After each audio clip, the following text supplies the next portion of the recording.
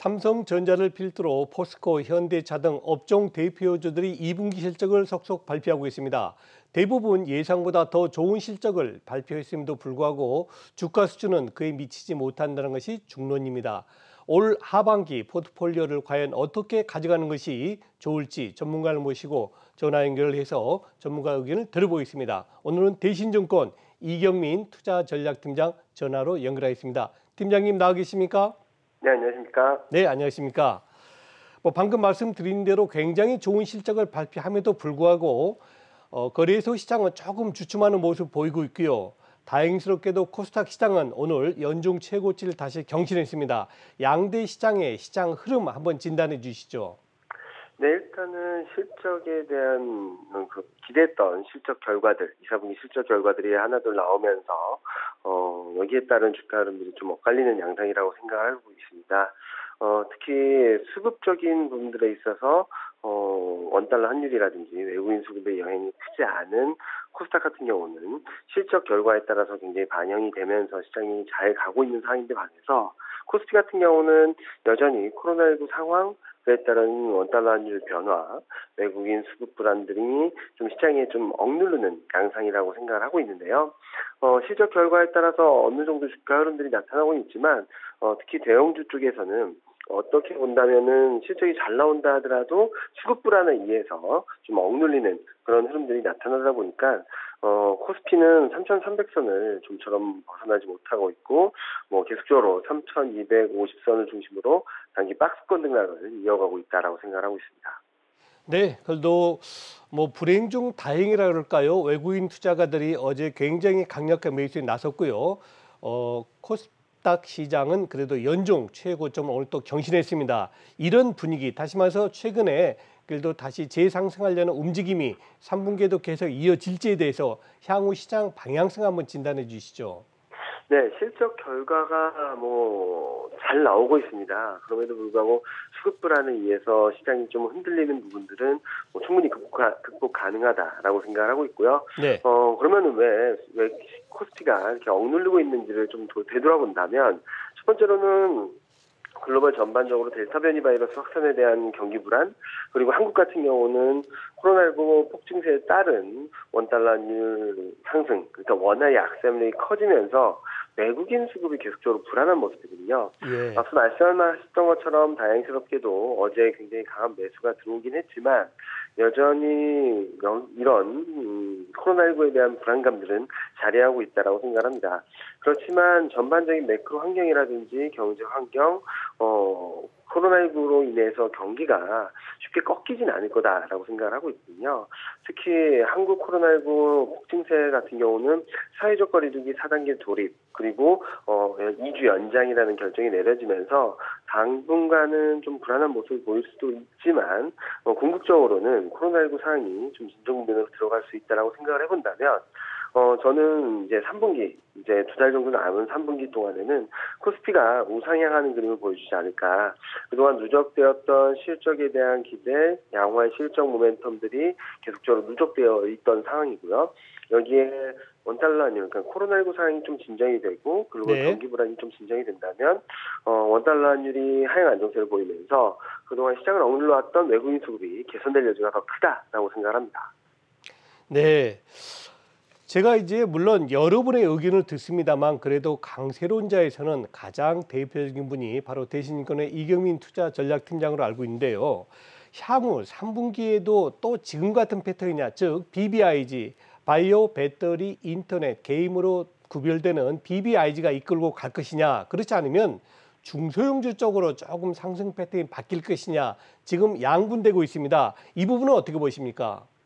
일단은 BBIG, 그러니까 중소형주보다는 대형주가 좀 더 유리한 환경이다라고 말씀을 드리고 있고요. 네. BBIG 금리가 워낙 떨어지다 보니까, 특히 글로벌 금리가 하향 안정세를 보이고 레벨이 떨어지다 보니까 대표적인 성장주라고 말할 수 있는 종목들이 좀 많이 오는 것 같습니다. 예. 그 종목들이 저는 조금 더 중소형주보다는 유리하다라고 생각을 하는데 이보다는 3분기에는 아마도 반도체 자동차 그동안 계속 눌려 있었던 상대적으로 부진했던 그리고 글로벌 경기에 대한 흐름들과 맥을 같이 하는 반도체와 자동차가 3분기에는 좀 중심에 서지 않을까라는 생각을 하고 있습니다. 네.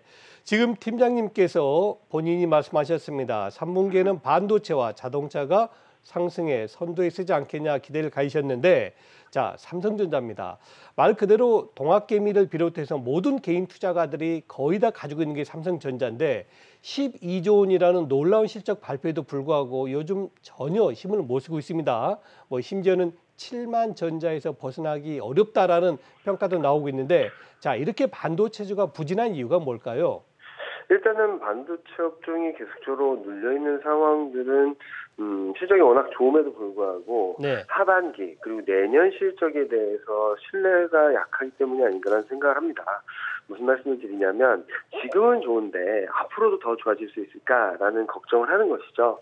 지금 반도체 업종의 실적 전망을 보면은 2, 4분기까지는 13.8조, 13조 후반대인데 이제 3, 4분기에는 19조, 이게 4, 3분기 20조로 가게 된다라는 전망치가 있습니다.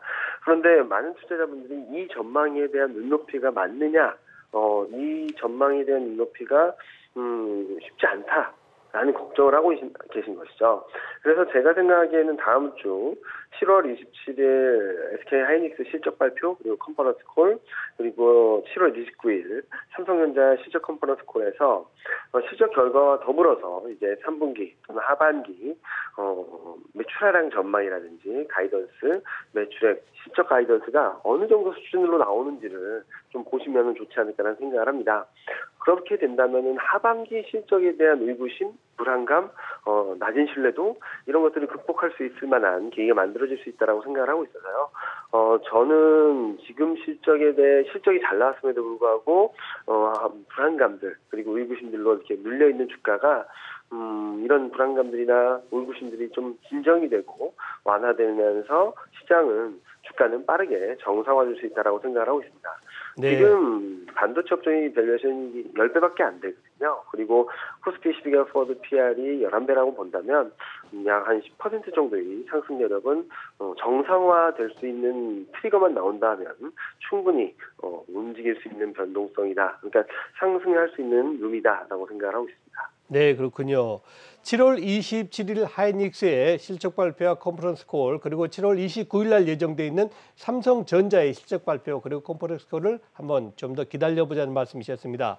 네. 자, 팀장님, 그러면요, 이 반도체가 3분기에 강한 상승세를 보이려면 어떤 모멘텀, 다시 말해서 반도체를 상승으로 이끌고 갈 수 있는 요인들은 무엇이 있을까요? 일단은 지금까지 반도체 업종이 억눌려왔던 건 두 가지라고 생각을 합니다. 수급에 대한 부담. 그러니까 5월달 시작되면서 공매도가 재개되었고 6월 FMC 회의 이후에 원달러율이 오르면서 외국인 매물이 출회되었고 그리고 7월 달에는 또다시 코로나19 재확산이라는 변수로 인해서 외국인 수급이 악화되면서 계속 대형주라고 할 수 있는 대표주라고 할 수 있는 반도체 업종들의 외국인 그리고 기관 매물이 계속적으로 출회되었던 상황인데요.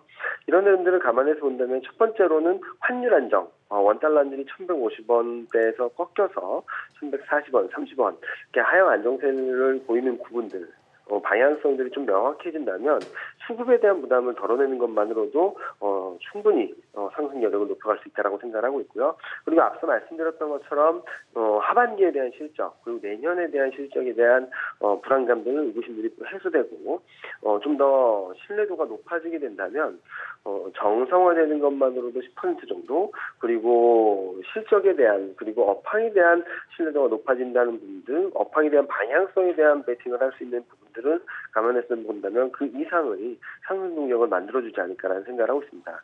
네. 다시 말씀드리면 지금 현재 시점에서 업황이나 실적 자체의 문제가 있었던 것이 아니라 수급이나 투자 심리에 대한 문제들이 계속적으로 억눌러 왔다라고 생각을 하거든요. 그래서 환율 변화와 투자 심리 변화가 가장 중요한 상승 전환이 키팩터가 되지 않을까라는 생각을 하고 있습니다. 네. 투자 심리와 환율 변동. 지금 팀장님께서 말씀해 주신 지금 이 시각에 보니까요. 우리 원달러 환율은 0.60, 즉 60전이 하락한 원화 강세죠. 하락해서 1,149원입니다. 참으로 다행스러운데요. 일단 1,150원 이후에서는 외국인들이 주식을 살 이유가 없겠죠. 그래서 네. 최근 들어서 1,150원까지 터치를 하니까 외국인들이 급속하게 매도를 나섰다가 다행히 어제와 오늘에 걸쳐서 1,150원 밑으로 내려오니까, 즉 우리 원화가 강해지니까 외국인들이 조금씩 다시 입지를 할 수 있을 걸 기대하는데요. 우리 팀장님, 최근에 원화 움직임하고 원달러 환율에 따른 외국인들의 매매 동향을 조금만 더 깊이 있게 설명 주시면 고맙겠습니다. 네, 원달러 환율, 최근 외국인 매매 패턴을 보면은 원화 변동성이 굉장히 예민한 반응을 보이고 있습니다. 예, 조금이라도 오르기만 하면은 외국인은 현선물 매도를 하면서 시장을 압박하고, 조금만 안정을 찾는다 하더라도, 순매수하면서 좀 시장의 반등을 주도하는 그런 흐름들을 보이고 있거든요. 이런 상황 속에서 단순하게 외국인 수급뿐만 아니라 외국인이 선물 시장에서 워낙 액티브한 반응을 보이다 보니까 선물 시장의 변화가 현물과 선물 간의 가격 차를 야기시키면서 기관의 프로그램 매매까지 영향을 주거든요. 예, 다시 말씀드리면은 원달러 환율이 오르는, 그러니까 원화가 약세로 가게 되면 외국인이 현물과 선물을 동시에 매도하고 이 매도 과정에서 선물 매도가 강하게 전개되면서 기관의 프로그램 매물까지 출회되는 이런 악순환의 고리가 계속 반복되고 있습니다. 그렇죠. 반대로 원달러 환율이 하향 안정세를 보일 경우에는 반대의 경우죠. 외국인이 현물과 선물을 매수하는데 선물을 더 세게 매수하면서 기관의 프로그램 매수까지 유입되는, 어떻게 본다면은 환율 변화에 따라서 외국인 기관 수급이 결정되는 패턴을 반복하고 있는데 네, 아직까지는 1,150원대에서 등락을 반복하다 보니까 일희일비하는 양상들을 계속적으로 이어가고 있습니다. 좀 시차를 두고 우리 코로나19 상황이 진정되는 모습들이 좀 더 가시화되게 된다면 저는 원달러 환율이 1,140원, 30원대 밑으로 내려가면서 외국인 수급에는 조금 더 긍정적인 환경이 만들어지지 않을까라는 예상을 하고 있습니다. 네, 그렇군요. 네, 자세한 설명 정말 감사합니다. 자, 이제 조금 본격적으로 질문 드려보겠습니다. 최근에 우리 시장이 그래도 다시 코스닥은 이제 연중 고점을 경신했고요. 코스피 시장도 다시 한번 재상승하려는 움직임 나타나고 있는데 팀장님께서 그래도 최근에 우리 강세론자 중에서 가장 대표 주자시거든요. 그래서 향후에 우리 상승한 시장을 일반 투자가들이 조금 더 따라가도 될지, 그리고 시장 전략을 어떻게 가져가는 게 좋을지 설명 부탁드리겠습니다. 저는 3분기 중에 코스피 상승 여력 충분히 크다라는 말씀을 드리고 있고요. 네, 그 트리거 포인트는 다음 주 그리고 8월 초 정도가 되지 않을까라는 생각을 합니다. 저희가 생각하기에는 코스피가 3,000선 중후반대 3,300선을 넘어서 3,400, 3,500선대로 갈 수 있다라는 전망을 말씀을 드리고 있는데 지금 현재 전반적인 여건들을 보면 펀더멘탈, 매크로 환경, 실적 환경들이 나쁜 것은 전혀 아닙니다. 그렇죠. 그렇지만 델타 변이 바이러스, 코로나19 확산으로 인한 불안 심리, 수급 압박들이 계속적으로 억누르고 있는 상황이거든요. 단적인 예로 코스닥 시장이 잘 가고 있다는 것만 본다 하더라도 대외 불확실성이라든지 코로나 변수로 인한 환율 변화만 없다면 코스피도 같이 흘러갔을 것이다 라고 대입해서 봐주시면 좋을 것 같습니다. 그렇다면 어떤 것들을 가져가야 되느냐, 앞서도 말씀드렸던 것처럼 지금까지 상대적으로 부진했던 업종들에 대한 관심을 좀 더 높이시면 좋을 것 같습니다. 특히 반도체와 자동차 같이 실적은 좋았음에도 불구하고 계속적으로 억눌려왔던 업종들을 좀 더 눈여겨보시면 좋을 것 같고요. 반면에 실적은 좋은데 그동안 많이 올랐던, 먼저 많이 반영을 했던 시클리컬과 금융주 같은 경우는 좀 반등 시 좀 비중을 조금씩 줄이시고, 이렇게 말씀드리면 좀 당황하실 수도 있겠지만 최근 코로나19 상황에 따라서 좀 많이 눌려 있었던 코로나19 피해주, 내수주 이런 쪽들도 좀 분할 매수 관점에서 트레이딩 바이 관점에서 접근을 하시면 좋을 것 같습니다. 정리해서 말씀을 드리면은 3분기 중에 특히 다음 주를 지나면서 코로나19 백신 접종이 많아지고 그리고 반도체 업종에 대한 실적에 대한 기대감들이 그리고 불안감들이 진정이 되게 된다면 저는 충분히 레벨업 될 수 있는 여력을 만들어갈 수 있다고 생각을 하고 있습니다. 따라서 반도체, 자동차, 꼭 담아 놓으시고, 그리고 인터넷 그리고 2차 전지 업종들도 좋긴 한데 워낙 많이 오른 데 따라서 따라가시기보다는 좀 흔들릴 때마다 담아 놓으시는 게 좋을 것 같습니다. 반면에 시크릿과 금융주들은 실적은 양호하지만 이런 흐름들에 대한 기대감이 선반영되었고 하반기 실적에 대해서는 아직까지 강한 모멘텀을 보여주지 않을 수 있다는 점들에 있어서 좀 비중을 줄이시는 전략이 좀 더 낫지 않을까 생각을 하고 있습니다. 네. 자, 이제 마지막 질문이 되겠는데요. 자, 방금 전까지 말씀해 주셨던 그런 그 성장주라든가 반도체, 자동차에 대한 포트폴리오를 구성하시는 게 좋겠다는 말씀은 저희도 들었습니다. 자, 네. 이제는 포트폴리오 전략을 조금만 더 구체적으로, 즉 성장주냐, 반도체냐, 자동차냐, 그리고 처음에 말씀하셨던 중소형주냐 이런 쪽으로 포트폴리오 전략을 한번 제시해 주시고요. 만일의 경우 이건 가정입니다. 만일에 조금 악재가 나와가지고 좀 시장이 약세로 전환될 수도 있지 않습니까? 그래서 우리 개인 투자가들이 향후 3분기에 투자하시면서 조금 조심하셔야 될 그런 이슈도 한번 같이 진단해 주시면 고맙겠습니다.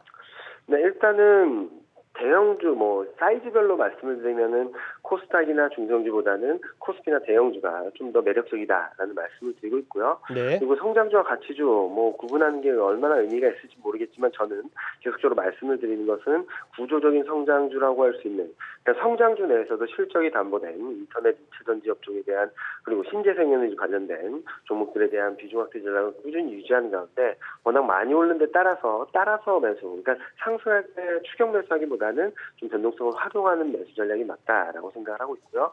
그리고 수출주 이쪽에는 반도체, 자동차 업종 대표주를 사시는 게 좋을 거라고 말씀을 드리고 있습니다.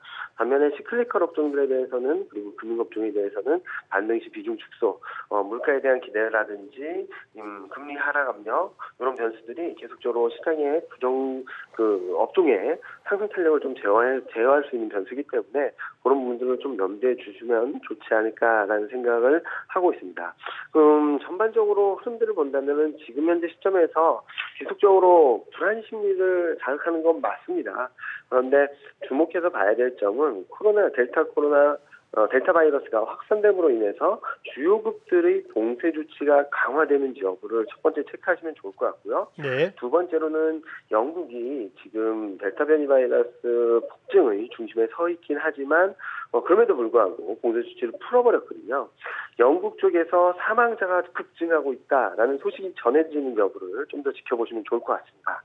그리고 한 원달러 환율에 있어서도 1,150원을 넘어서 1,160원으로 가는지 코로나19 상황에 따라서 달라질 수 있는 변수이긴 하지만 원달러 환율이 1,150원을 넘어서 1,160원대로 가게 된다면 한 단계 레벨업 될 수 있거든요. 그렇게 된다면 단기적으로라도 외국인 수급이 좀 더 불안해지면서 좀 출렁일 수 있는 변동성이 커질 수 있는 그런 트리거가 될 수 있다는 점에 있어서 정리해서 드린다면은 여전히 델타 바이러스 확산으로 인한 글로벌 주요국들이 스탠스 그리고 봉쇄 조치를 풀어버린 영국에서의 사망자 수 증가세 여부 그리고 이런 코로나19 상황과 맞물린 원달러 환율의 추가 상승 여부를 좀 더 체크하신다면 좀 더 대응하신 데 있어서 매매 전략에 있어서 좀 강도를 조절할 수 있는 그런 포인트가 되지 않을까 생각을 하고 있습니다. 네, 그렇군요. 네, 지금까지 3분기의 투자 전략, 그리고 포트폴리오, 그리고 우리 개인 투자가들이 투자 시 유의하셔야 될 점까지 자세하게 설명해 주신 분은 대신증권 투자전략팀장이신 이경민 팀장이셨습니다. 이 팀장님 감사합니다. 네, 감사합니다.